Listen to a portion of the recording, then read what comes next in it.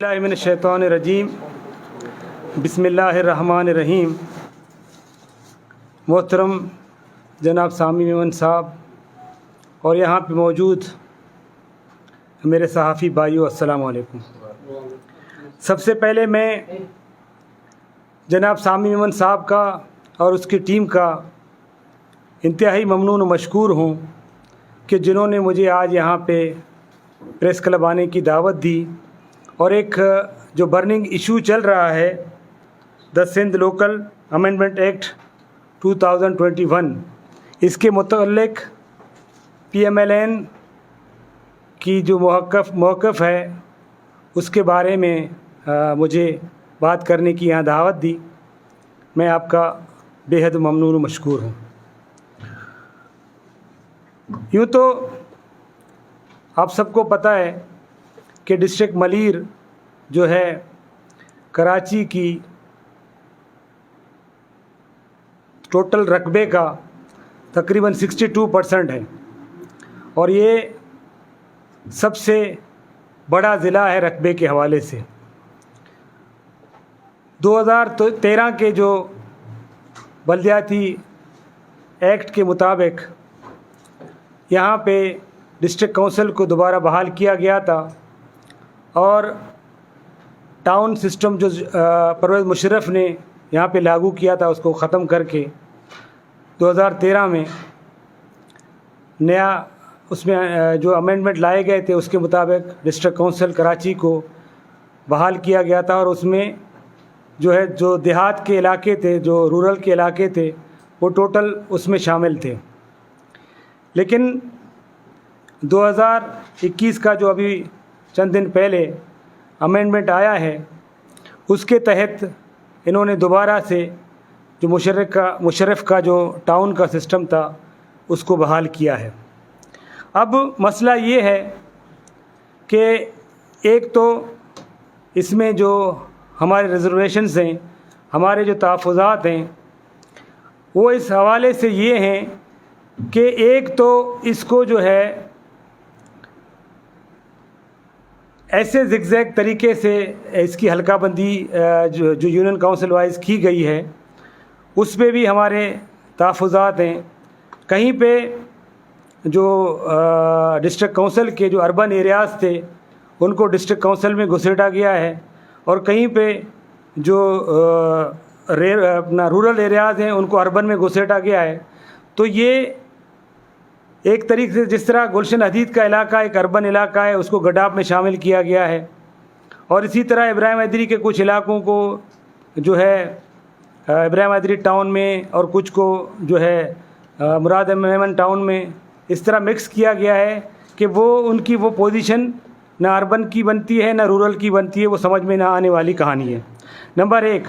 Number दो, जो इस अमेंडमेंट से जो हमें खदशात हैं वो अभी क्लियर नहीं है। उसकी वजाहत जो है पाकिस्तान पीपल्स पार्टी के जो मुंतखब नुमाइंदगान हैं मलीर से वो करेंगे या आगे अपनी क़यादत से वो बात करेंगे कि जो इस अमेंडमेंट की जो हुआ है उसके नतीजे में जब हमारा ये जो रूरल का एरिया है वो टोटल अर्बन बन जाएगा तो यहाँ पे जो ज़मीनों की 30 साल लीज़ की जो अलाटमेंट की गई है जो 2021 और 22 में ख़त्म होने जा रही है उसके हवाले से किसी किस्म की वजाहत नहीं है कि आया उनको एक्सटेंड किया जाएगा या ख़त्म किया जाएगा। क्योंकि जब रूरल एरियाज़ अर्बन बनेंगे तो मैं नहीं समझता कि जो एग्रीकल्चर लैंड दी गई है या जो पोल्ट्री पर्पज़ के लिए लैंड दी गई है या जो डेयरी फार्मिंग और फार्मिंग के हवाले से जो लीज़ दी गई है वो बाकी रहे। क्योंकि अर्बन एरियाज़ में जो है मैं नहीं समझता कि इसको वो मज़ीद एक्सटेंड करेंगे। मैं समझता हूँ कि इस टोटल जो अमेंडमेंट का जो सिंध लोकल अमेंडमेंट एक्ट 2021 का टोटल मलबा जाके उन एग्रीकल्चर लैंड पे गिरना है जो मेरे समझ में आ रहा है, जो यहाँ के सिविल सोसाइटी के दोस्तों की समझ में आ रहा है। तो ये बिल जो है जिस तरह एक दोस्त ने बात की थी कि किसी को एतमाद में लिए बग़ैर इसको पास किया गया है। तो मैं इस बात से इत्तेफाक नहीं करूँगा, क्योंकि जो हमारे यहाँ से मुंतखब नुमाइंदगान थे वो असम्बली में बैठे हुए थे, वो इस पे बाइकाट भी कर सकते थे, उस पर सवालात भी उठा सकते थे, लेकिन उनकी मौजूदगी में ये बिल पास हुआ है। इसका मतलब है कि उनकी रजामंदी इसमें शामिल है। बाकी इस बिल में 2-3 और चीज़ें हैं, लेकिन उन पे डिबेट करना या डिस्कस करने की गुंजाइश नहीं है। कुछ इदारे इस बिल में जो है सिंध गवर्नमेंट को वापस किए गए हैं और कुछ इदारे लोकल गवर्नमेंट को दिए गए हैं। चूँकि यहाँ पे हमें पता है सूबा सिंध में फ़ैसले कहाँ से आते हैं, तो उस पर बहस की गुंजाइश नहीं है कि अगर वो इदारे लोकल गवर्नमेंट को दिए गए हैं या सिंध गवर्नमेंट को दिए गए हैं, उससे कोई ख़ास फ़र्क नहीं पड़ने वाला, क्योंकि जहाँ से ये इदारे रन होंगे उसका ताकत का जो मरकज़ है वो हम सबको पता है कि वो कहाँ से चलेंगे, उस पर बहस की ज़रूरत नहीं है। तीसरा, जो फर्स्ट क्लास है इसका, उस पर भी हमें रिजर्वेशन है। उस क्लास में लिखा गया है कि it shall come into force in once at once, कि ये जो अमेंडमेंट हुआ है ये एक दफ़ा लागू होगा। डेमोक्रेटिक सिस्टम है, इसको आप चलने ही नहीं दोगे, एक हर 5 साल बाद नया सिस्टम लाओगे तो लोग कंफ्यूज होंगे ना। तो ये जमहूरी जो सेटअप है, जमहूरी जो सिस्टम है, वो कहाँ तक चलेगा। तो ये मामलात हैं। इस बिल के हवाले से हमें जो है इस पे रिजर्वेशंस हैं, इस पे हमें वजाहतें चाहिए हुकूमत की तरफ से, जिन्होंने ये बिल पास किया है, कि ये जो 30 ईयर लीज़ और प्लस जो है यहाँ जो कोटा दिया गया है नौजवानों को नौकरियों में, नौजवानों को दाखिलों में, तो उनके बारे में मुस्तकबिल की पॉलिसीज़ क्या होंगी हुकूमत की तरफ से, जो मौजूदा सिटिंग हुकूमत है। क्योंकि आपको एजुकेशन के हवाले से ख़ुद मालूम है कि यहाँ देही इलाकों में एजुकेशन की क्या सूरत हाल है, कौन से इन्होंने मॉडल स्कूल बनाए हैं, कौन से यहाँ पे उन्होंने मॉडल कॉलेज बनाए हैं, जिसकी बुनियाद पे ये कहें कि नहीं रूरल और अर्बन का जो है अब मयार एक ही है। तो मयार का आपको ख़ुद अंदाज़ा है, फ़र्क है। अब ये जो सीटें हैं NED में, लियारी मेडिकल कॉलेज में, और दूसरे जो कोटा स्टूडेंट्स का बहुत सारे कॉलेजेस और यूनिवर्सिटीज़ में मुख्तस है, उसके हवाले से भी किसी किस्म की वजाहत नहीं है। तो इस हवाले से ये हमारे तहफ़्फ़ुज़ात हैं, जिनको जो है मैंने यहाँ पे आपके सामने बयान किया है। अब इसके ख़िलाफ़ हमारा जो लाया अमल है वो मैं समझता हूँ कि आगे जाके हम जो है अपने जो यहाँ पे हम ख्याल लोग हैं, जो यहाँ पे अपोजिशन की सियासत कर रहे हैं, सिविल सोसाइटी है, सहाफ़ी दोस्त हैं हमारे, वकला बरादरी है, और बहुत सारे जो यहाँ पे NGOs हैं, तो हम मिल के उसके हवाले से अपना लाएमल तय करेंगे, उनसे बैठ के एक आगे के लिए प्लान करेंगे कि हमें इसके हवाले से क्या करना है। तो इसके अलावा डिस्ट्रिक्ट मलीर में पे जो है जो यलगार है, इसका सिलसिला आपको पता है ये नया नहीं है। बैरिया टाउन की सूरत हाल आपके सामने है। बैरिया टाउन में आज भी जो है लोगों को हिरासा करके लोगों की ज़मीनों पे कब्ज़ा किया जा रहा है। चूँकि मैं बहुत डीपली बैरिया टाउन के हवाले से इन्वॉल्व रहा हूँ, लोग मेरे पास आते हैं। अभी 2 दिन पहले भी एक ज़मींदार मेरे पास आया और उसने कहा कि यहाँ पे जिन लोगों को मिनिस्ट्रियाँ दी गई हैं वो हमें तंग कर रहे हैं, और मेरे घर पे या मेरे जो मैंने मार्केट एक छोटी सी बनाई है उस पे इंक्रोचमेंट वालों को भेजते हैं, कभी पुलिस आ जाती है, कभी इंक्रोचमेंट वाले आ जाते हैं। तो इस तरह का सिलसिला आज भी जुल्म जबर का यहाँ के लोकल लोगों पे आज भी जारी है, जिसका आप सब सहाफ़ी दोस्तों को भी पता है।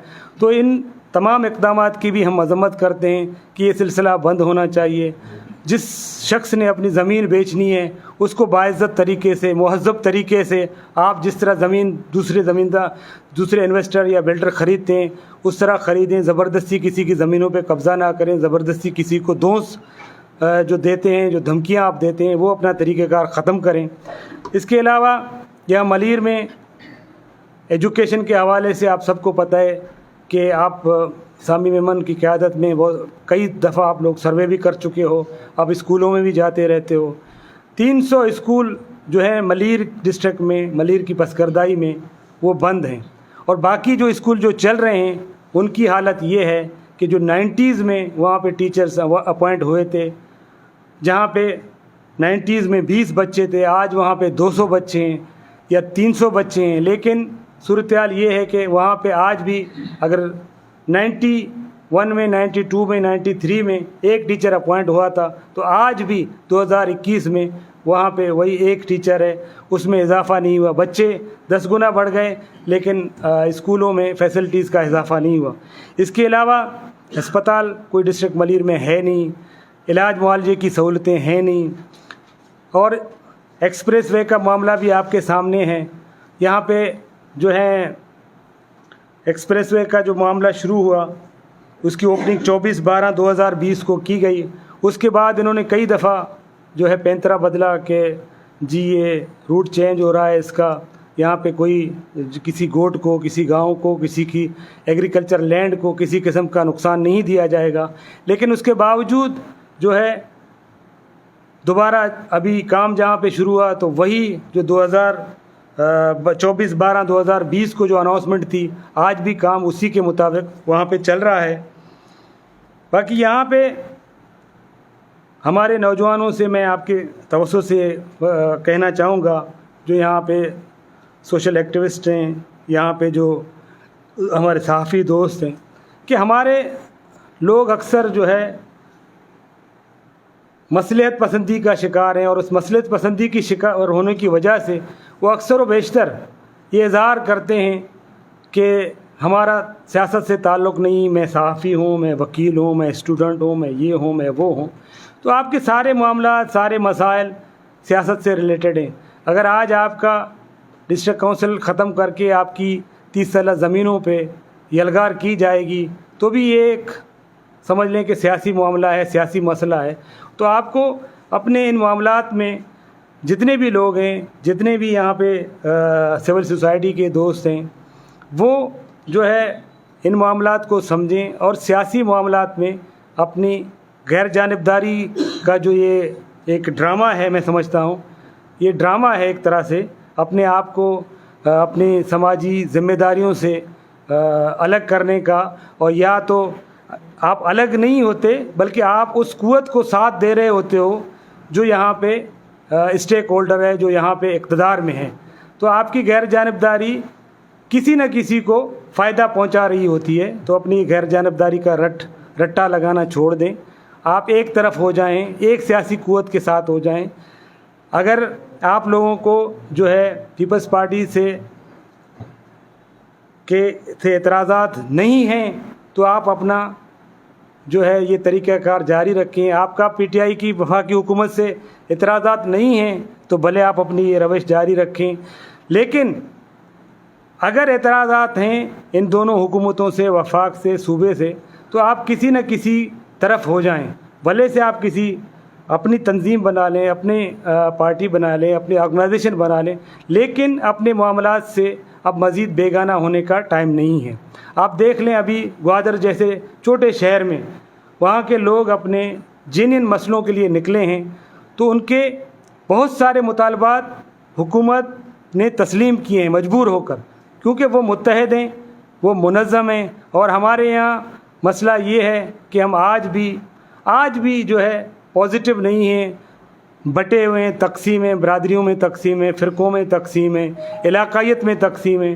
तो ये तकसीम हमारे इस तरह की तहरीकात की राह में बहुत बड़ा रुकावट है। हम आगे इसीलिए नहीं बढ़ सकते कि हमें डाउट है। हम जो है ये कहते हैं कि चलो ये 6 MPA 2 MNA ये तो हमारे अपने हैं, ये हमारे अपने हैं, और अपनायत का जो है हम राग अलापते रहते हैं। और हमें अगर किसी फ़र्ज़ करें किसी भी एक बरादरी के बंदे के ख़िलाफ़ कोई स्टेटमेंट दे दे, तो उसका पूरा बरादरी उसके साथ खड़ा हो जाता है कि जी मेरे बंदे को इसने जो है ख़राब कहा। तो दोस्तों, मैं समझता हूँ कि ये रवश आपको चेंज करने की ज़रूरत है। यहाँ पे आप दुनिया की तारीख़ उठा के पढ़ लें, दुनिया की जो कौमें मकबूजा हुई हैं उनकी तारीख़ उठा के पढ़ लें। जब साउथ अफ्रीका में गोरों ने हमला किया, वहाँ पे काबिज़ हुए, तो 80% उनके साथ फ़ौज जो है मकामी लोगों की थी। सिर्फ 20% जो है गोरे थे, लेकिन 80% मकामी लोग थे।